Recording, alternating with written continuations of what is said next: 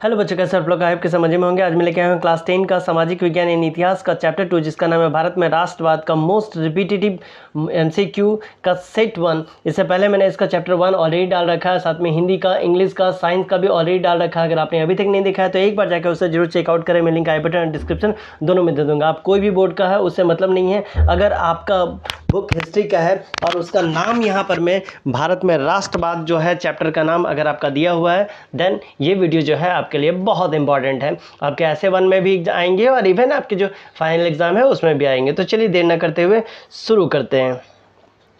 महात्मा गांधी दक्षिण अफ्रीका से भारत कब लौटे थे? आपके ऑप्शन है 1913 में, 1914 में, 1915 में या 1916 में। तो सही आंसर हो जाएगा 1915 में। दूसरा नंबर है, असहयोग आंदोलन का प्रस्ताव कांग्रेस के किस अधिवेशन में पारित हुआ था? दिसंबर 1922 सूरत अधिवेशन, या दिसंबर 1920 नागपुर अधिवेशन, या 1921 कोलकाता अधिवेशन, या 1920 लाहौर अधिवेशन। तो 2 का हो जाएगा बी नंबर। दिसंबर 1920 का समय था, नागपुर का अधिवेशन था, उस समय इसको पारित किया गया था।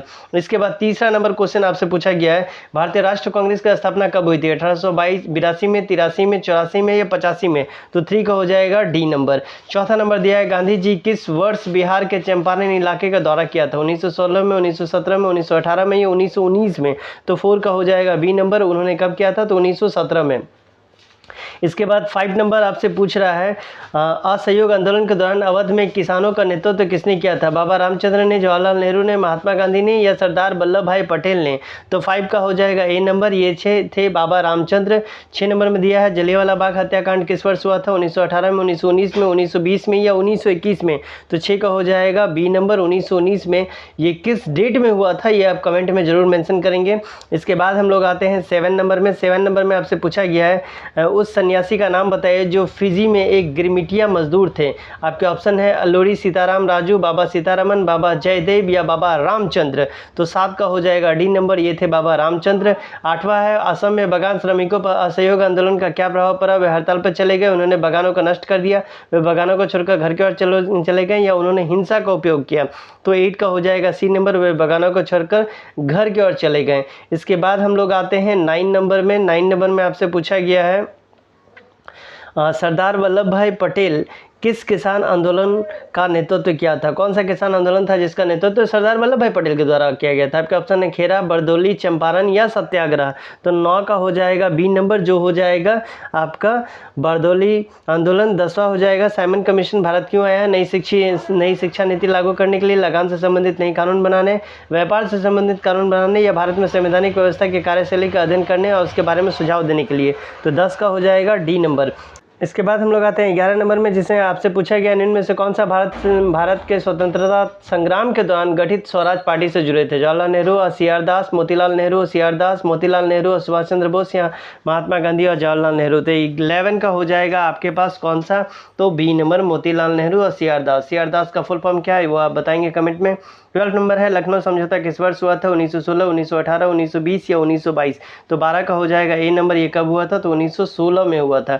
इसके बाद 13 नंबर में आपसे पूछा गया है, भारत में खिलाफत आंदोलन कब और किस देश के शासक के समर्थन में शुरू हुआ था? 1919 में अरब, 1919 में तुर्की, 1920 में फ्रांस या 1921 में ईरान।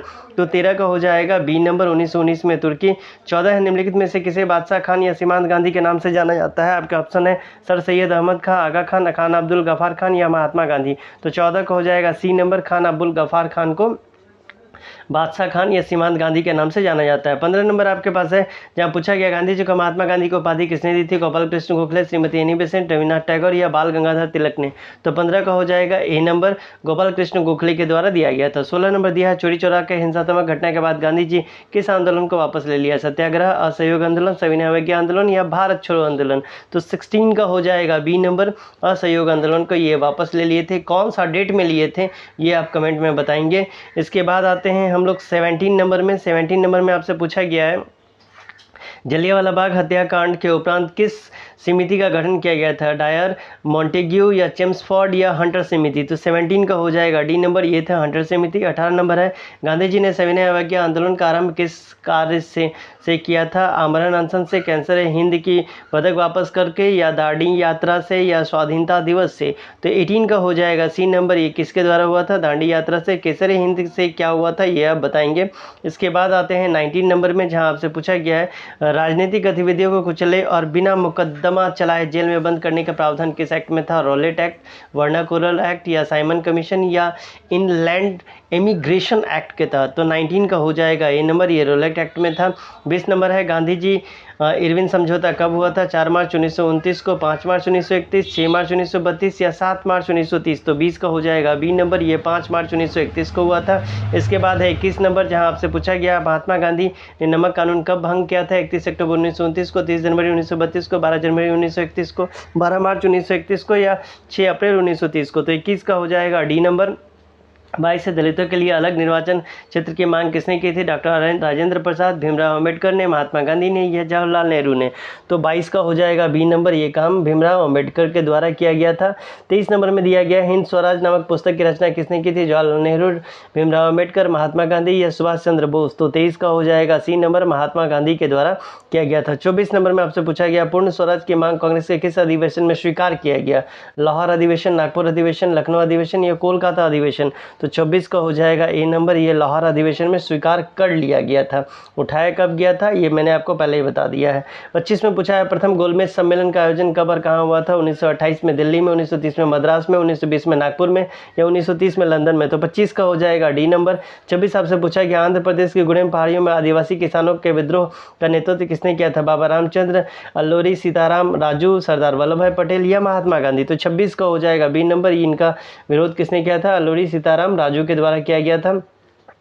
इसके बाद हम लोग आते हैं 27 नंबर में, जहां आपसे पूछा गया है ये आते हैं हम लोग 27 में। 27 में आपसे पूछा गया है किस एक्ट के तहत बागानों में काम करने वाले मजदूरों को बगैर इजाज़त के बागानों से बाहर जाने की छूट नहीं थी? आपके ऑप्शन है Rowlatt act, vernacular act, inland immigration act, या साइमन कमीशन? तो 27 का हो जाएगा सी नंबर।